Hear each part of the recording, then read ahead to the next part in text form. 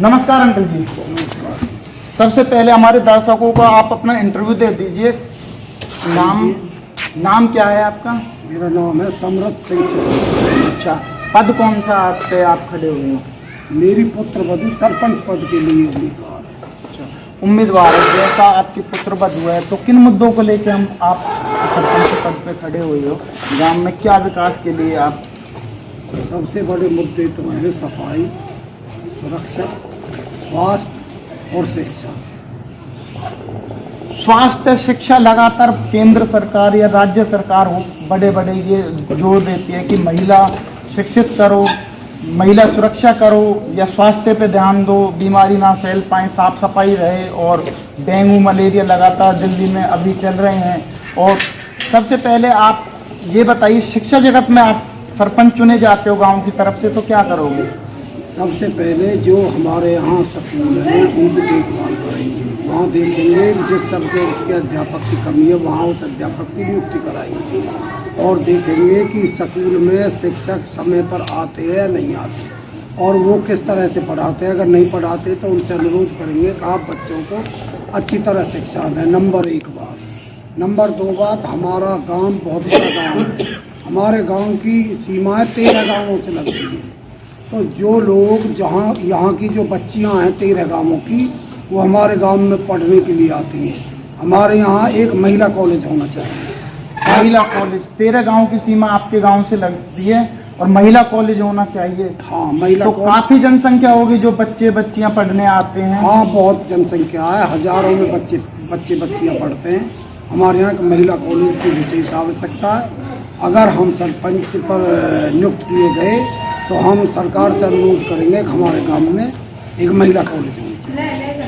तो महिला कॉलेज होना चाहिए। जैसा हम आपको दिखा रहे हैं, ये महिला सीट है, महिला रिजर्व है। और महिलाओं की यहाँ बात हो रही है शिक्षा करने के लिए, बच्चों पर जो सुरक्षा की दृष्टि से क्या करना चाहोगे? जैसे सुरक्षा एक गांव में, कुछ गांव में हमने चहल देखी है, लोगों ने पहले सरपंची से पहले या बाद में कैमरे लगवाए हैं जिनसे चोरी भी पकड़ी जाती है और महिला सुरक्षा भी रहती है। तो ये सुरक्षा के लिए गाँव में क्या करेंगे आप? हम सुरक्षा के लिए ये करेंगे कि गांव में हम सीसीटीवी कैमरे लगवाएंगे।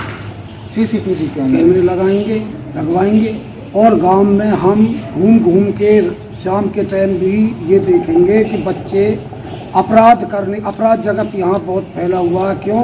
नशे की वजह से। नशा क्या है आपके गांव में? जैसे फिलहाल कुछ गांव में हमने ऐसा देखा, उन्हें नशे पे शिकंजा कसा है। जितने भी उम्मीदवार हैं नशे पे रोकथाम करिए, नहीं तो सरपंची में नशे को बढ़ावा दिया जाता है। यहीं से बच्चा बिगड़ता है नई उम्र का। और खेल जगत में मैं यही बताना चाहता था आपको, आपने बीच में बात रोक दी।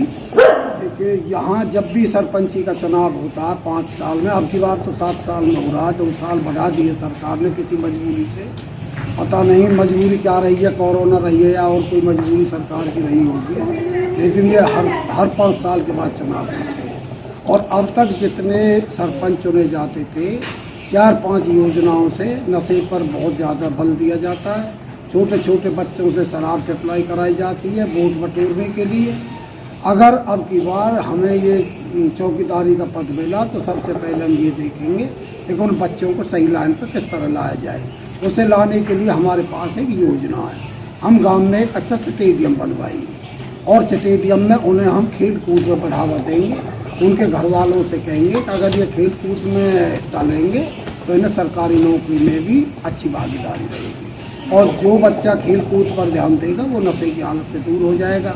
नंबर 2 बात, जो नशे का व्यापार करते हैं हम उन पर शिकंजा कसेंगे कि किसी तरह से जो अनुचित रूप से बच्चों को जो नशे की लत डाली हुई है अपने स्वार्थ के लिए या बच्चों को ख़राब करने के लिए जो ड्रग्स वगैरह की यहाँ सप्लाई होती है, हम उस पर प्रतिबंध लगाएंगे। पुलिस प्रशासन से मदद मांगेंगे। हम खुद गौर करेंगे। हम इस गांव के वासन रहे हैं, हमें पता होगा कि भाई कहाँ से क्या हो रहा है। क्या आप इस गांव के बासिंदे हो, आपको पता होगा कहाँ से क्या हो रहा है। और छोटी छोटी और हम खेल जगत हो गया, शिक्षा होगी, आपने अच्छी तरह से गाइड किया। हर लोग ये नहीं कर पाता। जैसे तेरे गांव की सीमाएं, स्कूल कॉलेज की मांग होनी चाहिए या शिक्षा, स्वास्थ्य को लेके क्या है? जैसे सरकार की तरफ से आंगनवाड़ी में लगातार दवाई गोली वितरण करती हैं और वो दवाई गोली गरीब तबके या जरूरतमंदों के पास नहीं पहुंच पाती, उस पर क्या करना चाहोगे? स्वास्थ्य के लिए हमारे यहाँ जनरल हॉस्पिटल था आज से 20 साल पहले। हमारे यहाँ 3 MBBS डॉक्टरों की पोस्ट थी, कुछ नर्सिंग स्टाफ होता था, लेकिन कुछ लोगों ने गौर नहीं की जिनके हाथ में पहले गांव वालों ने अपने गांव का भविष्य सौंपा हुआ था। होना तो ये चाहिए था कि इस सरकारी अस्पताल में आबादी बढ़ने की वजह से इसमें 50 बेड का या 100 बेड का हॉस्पिटल होना चाहिए था, क्या बहुत बड़ी आबादी। लेकिन आज यहाँ ये हालत है कि जैसे यहाँ डॉक्टर भी नहीं बैठ पाते और वो सीट खाली पड़ी रहती है। यहाँ नर्सिंग व्यवस्था भी अच्छी नहीं है, इसलिए अगर हमें ये चौकीदारी का मौका मिला तो हम चौकीदारी का मौका मिला तो हम यहाँ स्टाफ की पूर्ति करेंगे और समय समय पर वहाँ जाके देखेंगे कि भाई यहाँ डॉक्टर अच्छी तरह से दवाई दे रहे हैं या नहीं दे रहे, देखभाल अच्छी तरह कर रहे हैं नहीं कर रहे। नंबर 1 बात। दूसरी बात ये है कि हमारे गांव में 20-30 कंपनियां बनी हुई हैं, कुछ कॉलेज यूनिवर्सिटी भी बने हुए हैं। जिस टाइम पे उन्होंने कॉलेज या यूनिवर्सिटी या ये इंडस्ट्री लगाई थी तो ये उस गांव के सरपंच की जिम्मेदारी होती है कि वो उन्हें NOC दे। NOC जब मिलती है जब कम से कम 16 डिपार्टमेंटों से लाइसेंस लेना पड़ता है। इन लोगों ने लाइसेंस लेके और ये बिल्डिंग और IT ये कॉलेज और यूनिवर्सिटी और इंडस्ट्री तो खड़ी कर दी, लेकिन इसमें एक लाइसेंस पॉल्यूशन डिपार्टमेंट का भी लेना पड़ता है। उसके लिए जो वेस्ट वाटर होता है उसे ज़मीन में जो वेस्ट वाटर को दिया जाता है तो वो ट्रीट करके दिया जाता है। तो मैं ये जानकारी हासिल करूँगा कि ये कंपनियाँ हैं या यूनिवर्सिटी है या कॉलेज हैं, ये उस पानी को ट्रीट करके ज़मीन में दे रही हैं या नहीं दे रही। क्यों? हमारे यहाँ जो नहरी पानी है वो भी बहुत गंदा है। पूरे भारतवर्ष में गुड़गांव कैनाल और आगरा कैनाल से गंदा पानी सिंचाई के लिए किसी भी जगह नहीं मिलेगा आपको, पूरे भारतवर्ष में घूमाओ। हमारे यहाँ गुड़गांव कैनाल आगरा कैनाल का पानी है वो बहुत गंदा है।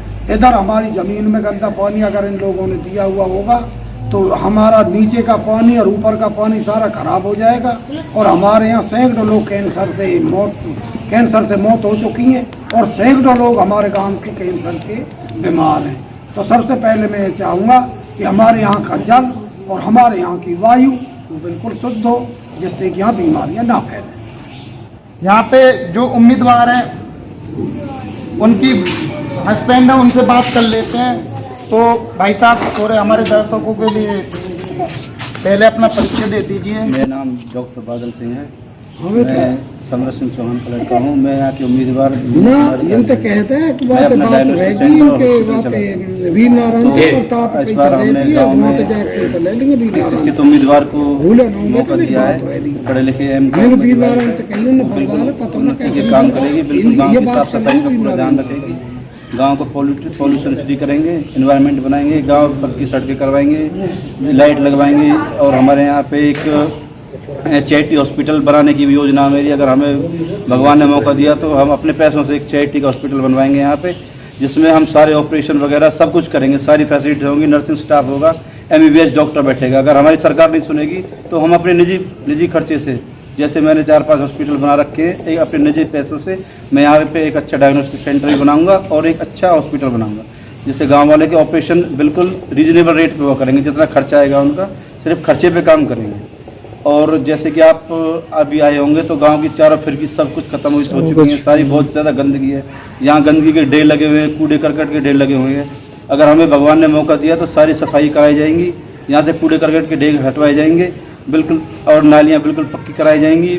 नालियों का सारा पानी एक प्लांट बना के उसमें नहर में छोड़ा जाएगा और उस पानी को भी साफ करके पीने योग्य बनाया जाएगा, उसके लिए बूस्टर लगाया जाएगा। तो इस तरह पानी की व्यवस्था कराएंगे पूरे गांव में स्ट्रीट लाइट लगवाएंगे। लड़कियों के लिए कॉलेज की व्यवस्था कराएंगे, क्योंकि यहाँ पे कॉलेज नहीं है, आसपास के बहुत सारे गांव लगे हुए हैं। हमारी सीमा से करीब हमारे यहाँ से 500 से 1000 बच्चियाँ पलवल और होडल पढ़ने के लिए जाती हैं, तो उनके लिए हम व्यवस्था करेंगे, यहाँ कॉलेज लाएंगे। और सबसे बड़ी व्यवस्था ये है कि हमारे यहाँ सचिवालय तो बना हुआ है, मगर यहाँ हम ना कोई पटवारी बैठता है ना कोई और प्रशासन बैठता है। और अगर भगवान ने हमें मौका दिया, सरपंच बनाया, तो सबसे पहले पटवारी को यहाँ लाएंगे, सारी संस्थाएं सब कुछ यहीं लाएंगे, सरकारी लोग सारे गाँव औरंगाबाद गाँव में बैठेंगे, जिससे हमारे गांव के लोगों को दर दर भटकना नहीं पड़ेगा। हर काम के लिए होटल जाना पड़ता है, पलवल जाना पड़ता है, कहीं भी जाने की जरूरत नहीं होगी, सारे काम यही निपटाए जाएंगे।